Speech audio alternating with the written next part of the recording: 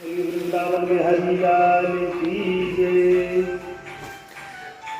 अत श्री देवशयनी एकादशी व्रत कथा आरंभ। आषाढ़ मास शुक्ल पक्ष की यह एकादशी जो है, इसकी कथा हम आप सभी से कह रहे हैं। आप मन भाव से इस कथा का श्रवण करें। श्री हरि की कृपा आप पर, आपके परिवार पर जीवन पर्यंत बनी रहे। धर्मराज युधिष्ठिर जी कहने लगे, हे भगवान, आषाढ़ मास के शुक्ल पक्ष की एकादशी का क्या नाम है? इस दिन कौन से देवता का पूजन करना चाहिए तथा इसकी क्या विधि है, सो आप हमें विस्तार पूर्वक कहें। तब श्री हरि भगवान कृष्ण जी कहने लगे, हे राजन, एक समय नारद जी ने ब्रह्मदेव से यही प्रश्न पूछा था। तब श्री ब्रह्मा जी कहने लगे, हे नारद, तुमने कलयुग के जीवों के उद्धार के लिए सबसे उत्तम प्रश्न किया, क्योंकि एकादशी का व्रत सब व्रतों में श्रेष्ठ है। इसके व्रत से समस्त पाप नष्ट हो जाते हैं। इस एकादशी का नाम पद्मा है। इसके व्रत करने से श्री हरि भगवान विष्णु प्रसन्न होते हैं। मैं तुमसे एक पौराणिक कथा कहता हूँ, उसे तुम ध्यान पूर्वक सुनो। सूर्यवंशी मानधाता नामक एक राजा थे। वह सत्यवादी, महान प्रतापी और चक्रवर्ती थे। वह अपनी प्रजा का पुत्र की तरह लालन पालन किया करते थे। इनकी समस्त प्रजा धन्य धान से परिपूर्ण थी और सदैव सुखपूर्वक न्यायपूर्वक रहा करती थी। उनके राज्य में कभी अकाल नहीं पड़ता था। एक समय राजा के राज्य में अकाल पड़ गया और प्रजा अन्न की कमी से दुखी रहने लगी। राज्य में यज्ञ होने बंद हो गए। एक दिन प्रजा राजा के पास जाकर प्रार्थना करने लगी, हे राजन, समस्त विश्व की सृष्टि का मुख्य कारण वर्षा है।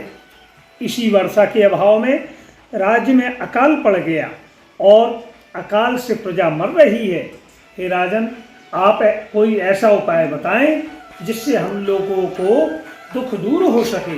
इस पर राजा मानधाता कहने लगे, आप सभी लोग ठीक कह रहे हैं। वर्षा के ना होने से आप लोग बहुत दुखी हैं और इसी के कारण समस्त प्रजा बड़ी दुखी है। राजा के पापों के कारण ही प्रजा को दुख भोगना पड़ता है। मैं बहुत सोच विचार कर रहा हूँ, फिर भी मुझे अपने आप में कोई दोष नहीं दिखाई देता। आप लोगों के दुखों को दूर करने के लिए मैं ऐसा क्या प्रयत्न करूं? ऐसा कहकर राजा मानधाता भगवान की पूजा कर कुछ मुख्य व्यक्तियों को साथ में लेकर वन को चले गए। वहाँ वह ऋषियों के आश्रम में घूमते घूमते अंत में ब्रह्मा के पुत्र अंगिरा ऋषि के आश्रम पर जा पहुँचे। उस स्थान पर राजा रथ से उतरे और आश्रम में आए। वहाँ मुनि अभी नित्य कर्म से निवृत्त हुए थे। राजा ने उनके सम्मुख प्रणाम किया। मुनि ने उनको आशीर्वाद दिया। फिर राजा कहने लगे कि राजा से मुनिवर कहने लगे कि आप इस स्थान पर कैसे पधारे, सो आप कहिए। तब राजा कहने लगे, हे महर्षि, मेरे राज्य में 3 वर्षों से वर्षा नहीं हो रही है। इससे अकाल पड़ गया और प्रजा दुख भोग रही है। राजा के पापों के प्रभाव से ही प्रजा को कष्ट मिलता है, ऐसा शास्त्रों में लिखा है। मैं धर्म अनुसार राज्य करता हूँ, फिर भी यह अकाल कैसे पड़ गया, इसका मुझे अभी तक पता ना लग सका। अब मैं आपके पास इसी संदेह की निवृत्ति के लिए आया हूँ। आप कृपा कर मुझे इस संदेह को दूर करें और मेरी प्रजा के कष्टों को दूर करने के लिए कोई उपाय बताएं। इस पर ऋषि कहने लगे, हे राजन, यह सतयुग सब युगों में श्रेष्ठ है। इसमें धर्म के चारों चरण सम्मिलित हैं।